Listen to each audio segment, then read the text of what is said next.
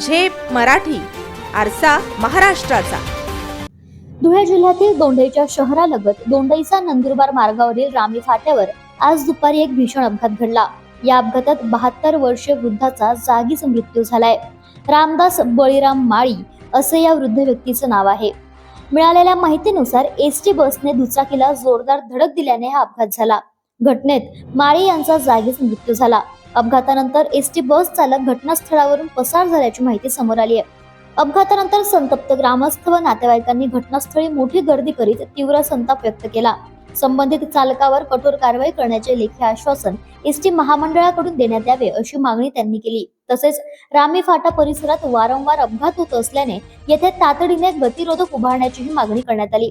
दरम्यान या घटनेमुळे काही काळ दोंडईचा नंदुरबार मार्गावरील दोन्ही बाजूंची वाहतूक ठप्प झाली होती। पोलिसांनी घटनास्थळी धाव घेत परिस्थिती नियंत्रणात आणण्याचे प्रयत्न सुरू केले। प्रतिनिधी समाधान ठाकरे, झेप मराठी, दोंडईचा। अशाच वेगळ्या आणि ताज्या बातम्यांसाठी पाहत रहा झेप मराठी, आरसा महाराष्ट्राचा। संपादक प्राध्यापक अनिल चव्हाण, धुळे।